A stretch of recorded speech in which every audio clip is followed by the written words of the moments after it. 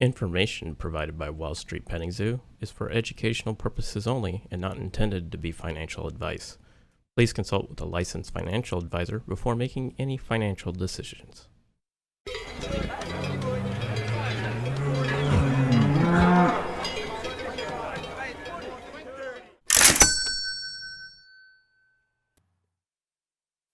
Hello and welcome back to the Wall Street Petting Zoo. This is our This Week at the Zoo segment in which we review the previous week's market news and look ahead to the coming week. I am Christopher Smith.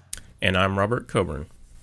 And this week, Robert, we had a 1.25% gain in the S&P 500 as the market reacted to mixed news on stimulus and also COVID-19 news. By every metric right now, COVID risk is at an all-time high.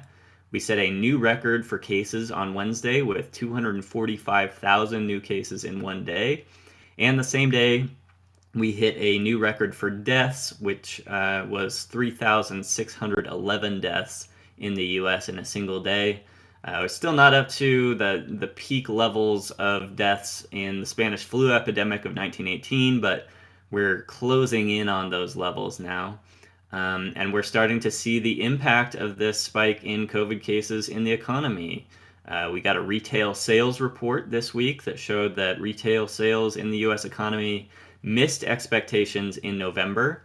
And we also got a manufacturing report from the Philadelphia Fed showing that in the Philadelphia region, manufacturing significantly decreased month over month as well.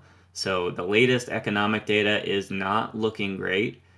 Fortunately, though, we are rolling out the vaccine.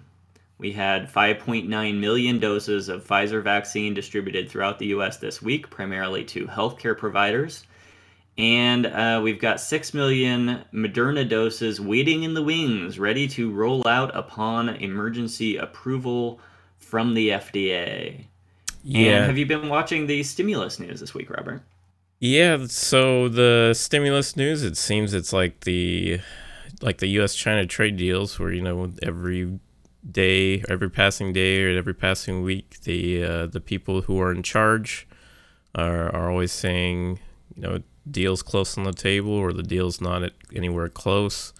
And the same thing's happening with Mitch McConnell, Nancy Pelosi, and Donald Trump, all saying late this week that they're very close to a stimulus deal, but chances are on Monday or Tuesday we'll probably get a message saying that no bill will be signed until the new year, which will probably put a damper on the stock market at the end of the year. But usually the market's down around this time of the year anyways, usually from people dumping their stock before the end of the year to get that nice tax break from underperforming stocks.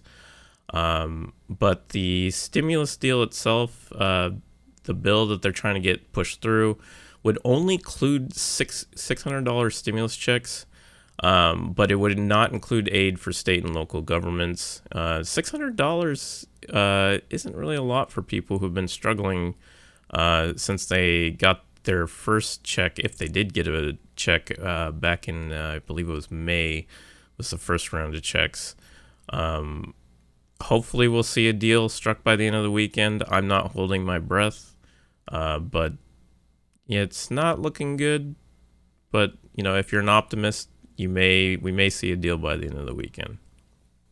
We saw a lot of buying activity late on Friday, so it seems like traders generally are optimistic about this going into the weekend.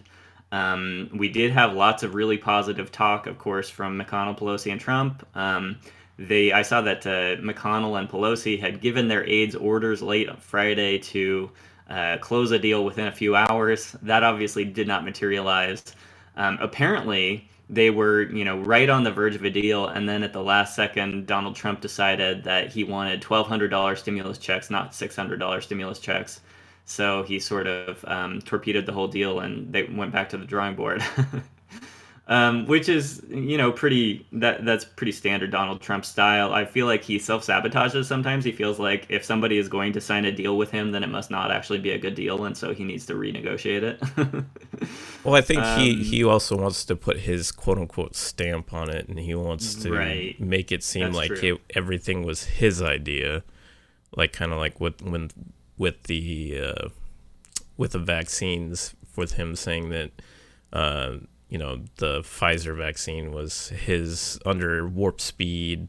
And the same thing with the last stimulus checks. He halted the checks for a little bit because he wanted his name printed on them. Yeah, there is an issue of credit there that he's definitely concerned about. And, it could be a good bargaining tactic sometimes if people think that you're unpredictable and unstable. And, everybody's like so invested in this deal now at the 11th hour that they might be willing to give him what he wants at the last minute if that's what it takes to get the bill through. So we'll see what happens with it. I actually think that we probably will see a deal struck by the end of the weekend. They have to pass a budget, and they can't pass a budget until they know what's happening with the stimulus. And so they passed a 2-day spending extension in Congress through the end of the weekend so that they can get this deal done. They could, of course, always extend again, maybe through the next week if they don't get something done this weekend. But that does add a little bit of extra pressure to get a deal done this weekend. So we shall see what happens with it. We also had some Robinhood news. Did you see the Robinhood news this week? No, I didn't see the Robinhood news. What's going on with Robinhood? So Robinhood paid a $65 million fine to the SEC to settle charges that it hid from its customers how it was making its money. Basically, Robinhood interfaces you as a customer with a broker who's actually executing the trade on the back end. And as a fiduciary, Robinhood has a legal responsibility to make sure that you are getting the best price on your trade. So Robinhood should be sending you to the most efficient broker who can execute that trade for you. But instead, Robinhood was taking fees from brokers in order to funnel you as a customer to brokers who are less efficient and more expensive in exchange for a fee that the broker was paying to Robinhood. So, if you already had not left Robinhood for service outages and limited features and lacking a community, this is just another reason not to use Robinhood, in my opinion. I think at the end of every podcast, we always give you our referral link to Webull. Webull, I think, is a better broker. So, if you haven't yet used our referral link to Webull, this is a great time to do so. And this is also a good reminder to always use limit trades and not market trades, so that way you get it at the price that you want and not necessarily the market rate, which could fluctuate by the time you hit, submit trade and the time the trade actually goes through.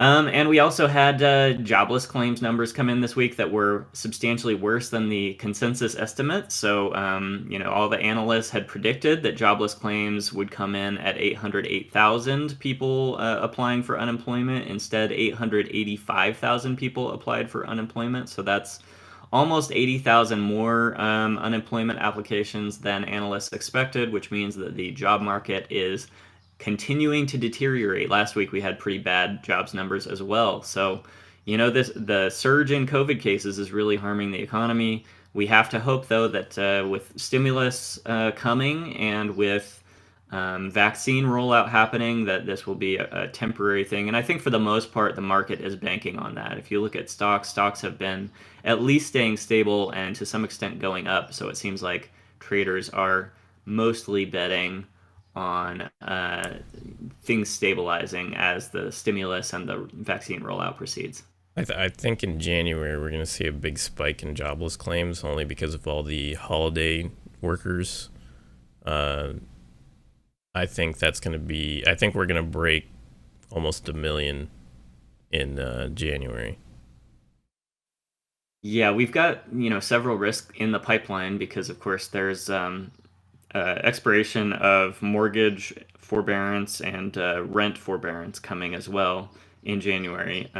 So I'm assuming that will be addressed in the stimulus bill, that there will be an extension of those forbearances. But that's another thing we need to keep an eye on here is what will happen in the housing market. And then Tesla. Have you watched the Tesla news this week? I heard they got added to the S&P on Friday.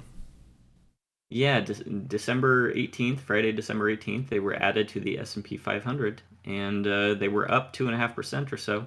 Saw a lot of people arguing on Twitter about how this would go down. I saw somebody posted a chart of what typically happens with stocks after they are added to the S&P 500, and it showed that they seem to go up for a short time after being added to the index, and then they drop fairly sharply before stabilizing. So we could see that with Tesla, and also a lot of people were suggesting that the outrageous valuations basically make the S&P 500 less attractive, and so you might have a lot of passive investors exiting the S&P 500 after Tesla is added. And you could see, because there will be a lot more volume, institutional volume in Tesla once it's added to the index, you could see institutions shorting the stock down to a more reasonable price multiple. So, some speculation out there that Tesla will get crushed as a result of being added to the index. We'll see what happens. Okay, folks, that's our episode for this week. If you heard anything that was useful to you on the podcast this week, please give us a like, share, or comment on your favorite social media platform. You can find us on YouTube, Podbean, iTunes, Stitcher, and Spotify. We're on all your favorite podcast apps. Please share the episode to your friends, and don't forget to click our Webull promotion link and get off Robinhood and go use Webull instead. If you click that link and open a new Webull account, deposit $100, you get a couple free stocks, and we also will get a couple free stocks, and that helps support the podcast.